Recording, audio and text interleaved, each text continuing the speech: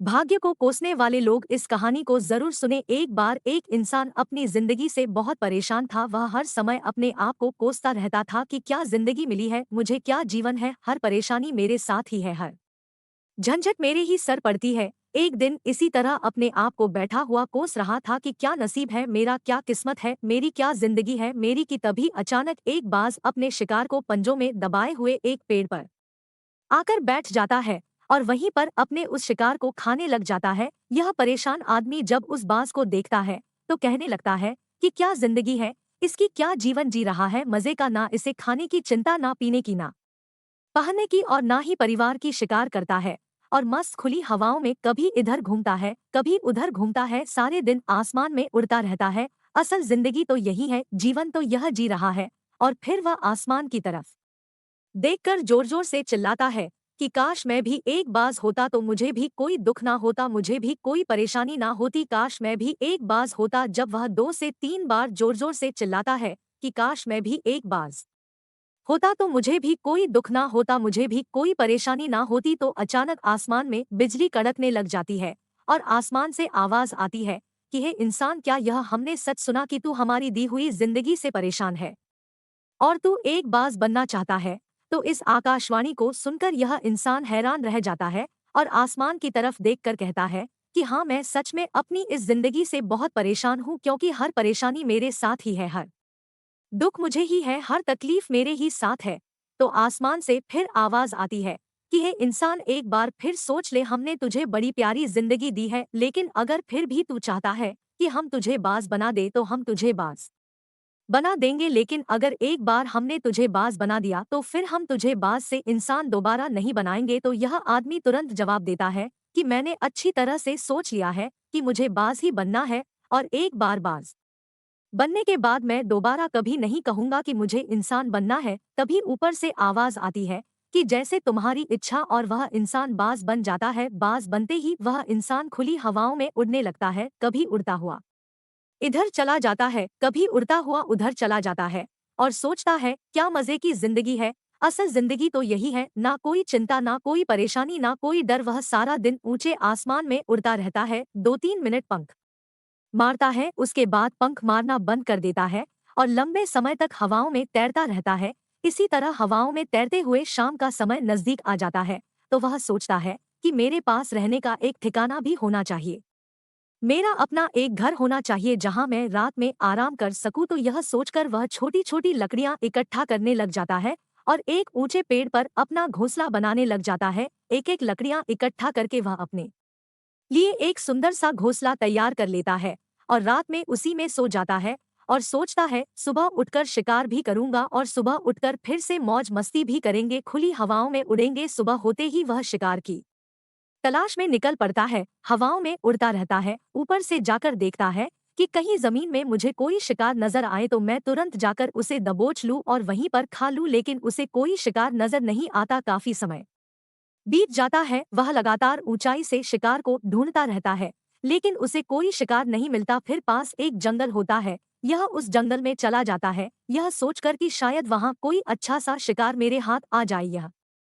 जंगल के ऊपर उड़कर शिकार को ढूंढता रहता है, जंगल के अंदर जाकर भी शिकार को ढूंढता है, लेकिन इसे वहां भी कोई शिकार नहीं मिलता। शाम का समय नजदीक आ जाता है तो मायूस होकर वापस अपने घोंसले की तरफ लौट रहा होता है कि रास्ते पर थककर एक पेड़ के ऊपर बैठ जाता है। जब यह उस पेड़ के ऊपर बैठा होता है तो उसकी नजर एक बीमार चिड़िया पर पड़ती है जो कि ल अवस्था में होती है। यह तुरंत जाकर उसे दबोच लेता है, उसके पंख निकालकर अलग कर देता है और उसे खा जाता है। उस चिड़िया को खाने के बाद वह अपने घोंसले की तरफ उड़ जाता है और रास्ते में सोचता है कि चलो बीमार चिड़िया ही सही, लेकिन कुछ तो खाने को मिला। वह अपने घोंसले पर पहुंचकर आराम करने लगता है और सोचता है सुबह एक अच्छा सा शिकार पकड़ूं और अपनी भूख मिटा लूंगा। रास्ते पर थककर एक पेड़ के ऊपर बैठ जाता है।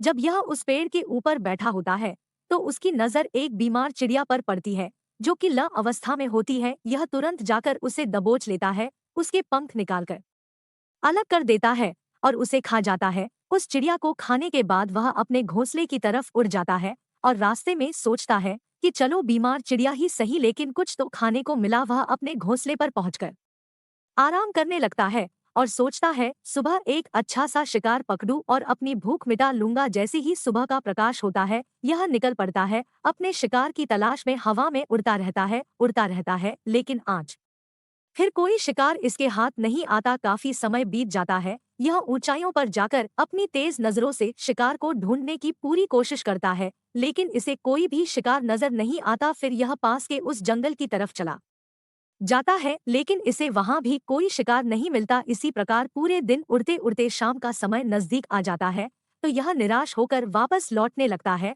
और रास्ते में एक पेड़ पर आकर बैठ जाता है। सोचता है शायद आज फिर कोई बीमार चिड़िया मेरा इंतजार कर रही हो, लेकिन हर बार किस्मत मेहरबान थोड़ी होती है। आज इसे कोई बीमार चिड़िया नहीं मिलती। यह थक हार कर वापस अपने घोंसले की तरफ चल पड़ता है और घोंसले पर पहुंचकर भूखा प्यासा ही सो जाता है और सोचता है कल सुबह एक बड़ा सा शिकार पकड़ा और आज की भूख भी मिटा लूंगा। रात को अपने घोंसले में सोया होता है, गहरी नींद में होता है कि तभी एक भयानक तूफान आता है। इस तूफान की हवा इतनी तेज होती है कि इसके घोंसले को उड़ाकर एक जगह फेंक है और वे कहीं दूर दूसरी जगह फेंकते हैं। तो यह जहां पर गिरता है वहां नीचे एक नोकदरा लकड़ी पड़ी होती है जो इसके पंजे में गड़ जाती है और इसे बुरी तरह घायल कर देती है। तूफान के रुकने के बाद बारिश शुरू हो जाती है। तेज बारिश होती रहती है, पर यह किसी तरह से पेड़ों के नीचे छुपकर बैठा रहता है। बड़ी मुश्किल से इसकी रात कटती है। जब सुबह होती है तो बारिश रुक जाती है। बारिश के रुकते ही चारों तरफ खुशियां छा जाती हैं। चारों तरफ हरियाली छा जाती है। नदियां और झरने तेजी से बहने लगते हैं।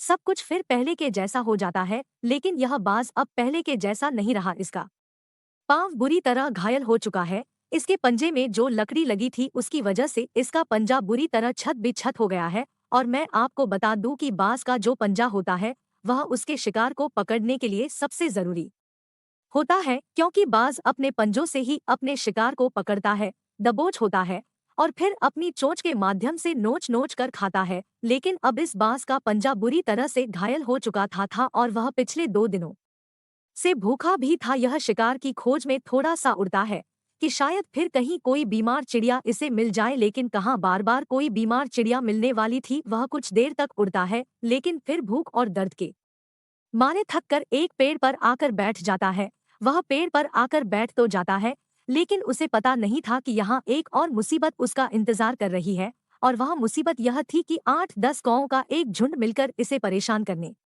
लग जाते हैं। इसके ऊपर आकर इसके घाव में चोंच मारने लग जाते हैं।